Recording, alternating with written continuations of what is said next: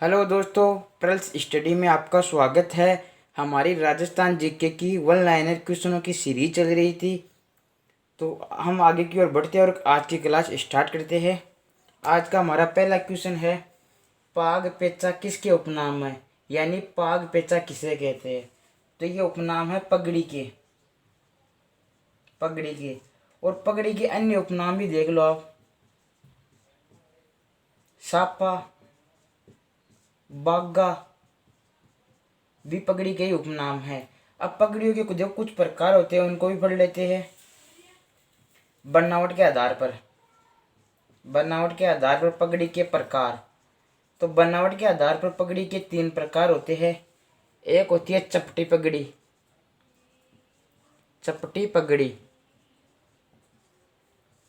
ये चपटी पगड़ी प्रसिद्ध है मेवाड़ की।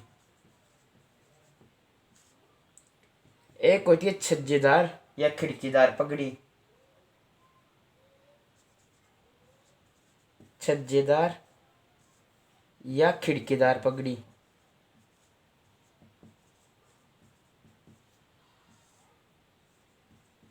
ये प्रसिद्ध है मारवाड़ की।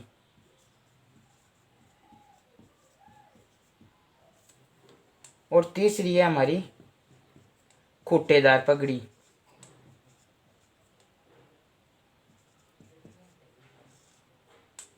ये कहाँ की प्रसिद्ध है, तो यह प्रसिद्ध है जयपुर की।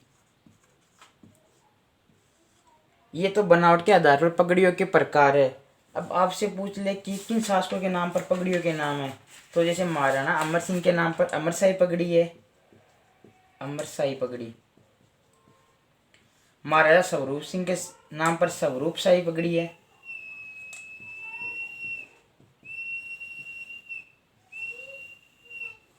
इस तरह और भी शासकों के नाम पर पगड़ी, जैसे उदय सिंह के नाम पर उदय शाही। ये मेन 3 शासकों के नाम पर पगड़ी है। और भी है लेकिन ये मेन है। अब देखो, हमने एक क्वेश्चन में 5-6 क्वेश्चन कर लिए। अब हम दूसरे क्वेश्चन की ओर बढ़ते हैं। हमारा आज का सेकंड क्वेश्चन है, राजस्थान की सबसे प्रसिद्ध साड़ी कौन सी है। तो राजस्थान की सबसे प्रसिद्ध साड़ी है कोटा डोरिया। कोटा डोरिया। अब आपसे पूछ ले कोटा डोरिया कहाँ की प्रसिद्ध है, यानी किस स्थान पर कोटा डोरिया निर्माण के लिए प्रसिद्ध है। कौन सा स्थान कोटा डोरिया निर्माण के लिए प्रसिद्ध है, तो वो है केथुन कोटा। केथुन कोटा में है। और मांगरोल बारा, यानी केथुन कोटा और मांगरोल बारा की जो साड़ी है कोटा डोरिया वो बहुत प्रसिद्ध है। और इस कोटा डोरिया के कुछ अन्य नाम भी है, उपनाम। जैसे इसे राजस्थान की बनारसी साड़ी भी कहते हैं। राजस्थान की बनारसी साड़ी।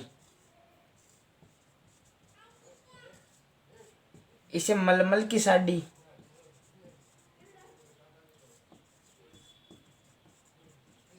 वह मसूरी साड़ी भी कहते हैं।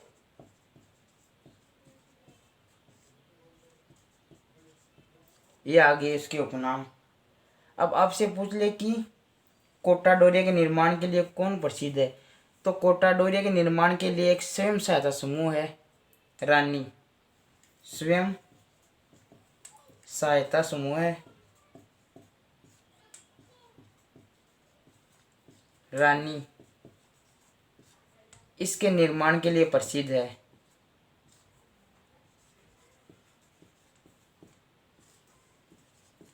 निर्माण हेतु प्रसिद्ध। अब एक यहाँ पे एक फैक्ट आप याद और रख लो कि फैशन फॉर डेवलपमेंट का संबंध किससे है। फैशन फॉर डेवलपमेंट का वो है कोटा डोरिया और खादी के प्रचार प्रसार से। अब हमारा अगला क्वेश्चन है,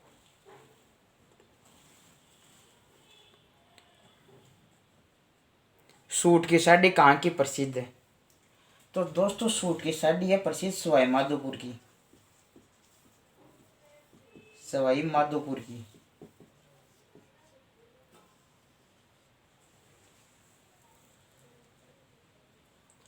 अब देखो अन्य एक दो साड़ी और देख लो जो कि बहुत ज़्यादा प्रसिद्ध है, जैसे फूल पत्तियों की साड़ी। इस तरफ लिख लो, यहाँ पे आपको दिखता नहीं होगा सही। फूल पत्तियों की साड़ी।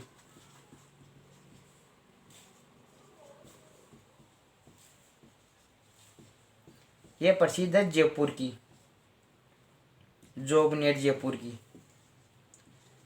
जोबनेर जयपुर। पोमचा, पोमचा प्रसिद्ध है जयपुर का। राजस्थान में किसी भी स्त्री के शिशु जन्म लेने पर मातृ पक्ष द्वारा जो ओढ़नी भेजी जाती है उसे हम पोमचा कहते हैं, और ये प्रसिद्ध है जयपुर का। और एक होता है लहरिया, तो ये कहाँ का प्रसिद्ध है? तो ये भी जयपुर का ही प्रसिद्ध है।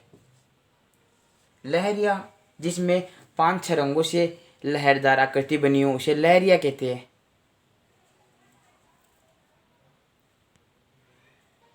हमारा अगला क्वेश्चन है बड़ुली बरी किसे कहते हैं? तो विवाह पर वर पक्ष द्वारा, विवाह पर वर पक्ष द्वारा वधू के लिए जो ओढ़नी भेजी जाती है,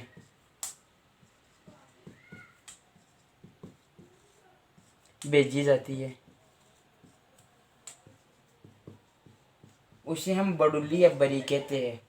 हमारा नेक्स्ट क्वेश्चन है कच्चाऊ किसे कहते हैं? यह भील महिलाओं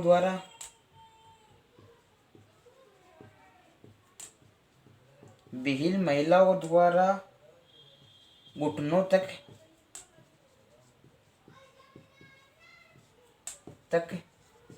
ऊंचा पहने जाने वाला घाघरा,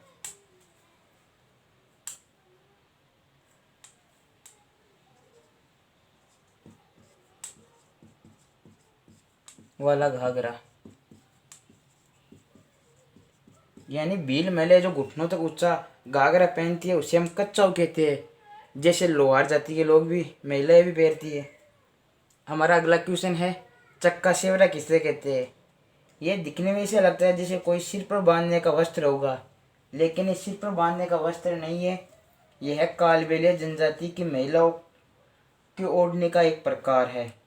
यह कालबेलिया जनजाति की महिलाओं की ओढ़नी का एक प्रकार है,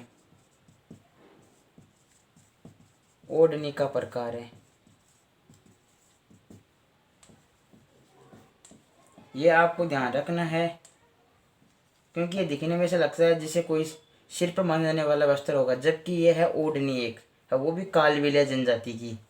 हमारा अगला क्वेश्चन है आदिवासी महिलाओं की सबसे प्रसिद्ध व लोकप्रिय ओढ़नी कौन सी है? तो आदिवासी महिलाओं की सबसे प्रसिद्ध व लोकप्रिय ओढ़नी है ताराबाद की ओढ़नी,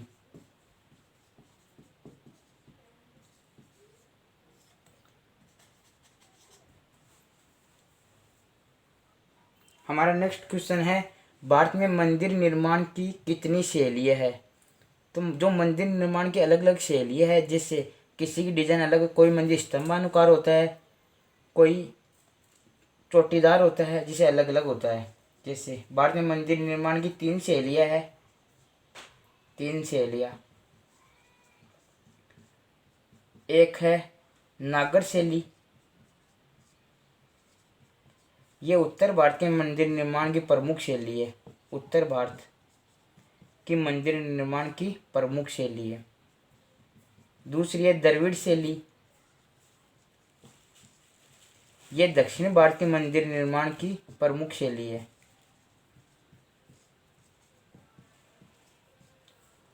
एक है बेसर शैली,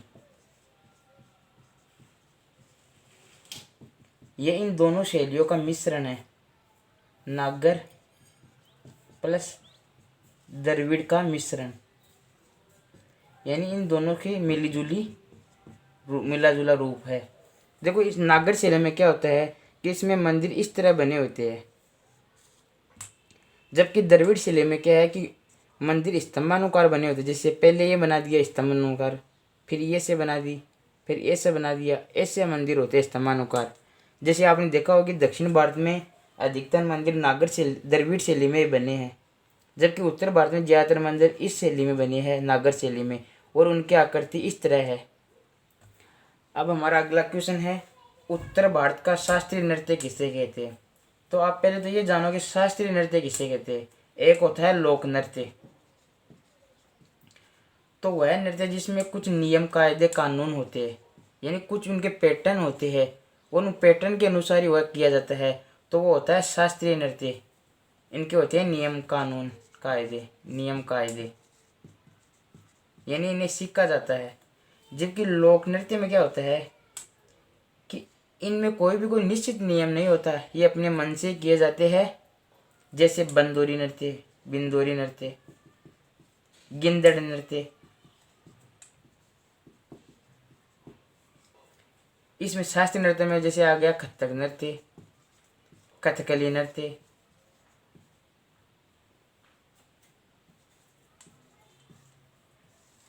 ये आते हैं। अब हमारा इस क्वेश्चन का आंसर देखो, उत्तर भारत का शास्त्रीय नृत्य किसे कहते हैं।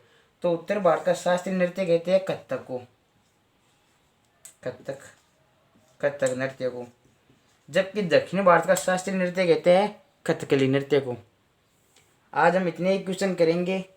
हमने 8 से 10 क्वेश्चन किए हैं, और उनमें से हमने बहुत सारे क्वेश्चन करके इस तरह 15 से 20 से 25 क्वेश्चन हल हो गए हैं। और ये वो क्वेश्चन है जो बहुत से एग्जाम में पूछे हुए हैं, ये पूछने की संभावना रखते हैं। तो आप इनकी प्रैक्टिस करते रहिए, और हम आगे भी एक नई सीरीज लेकर आएंगे। तो हमारी ये सीरीज चलती रहेगी। Thank you.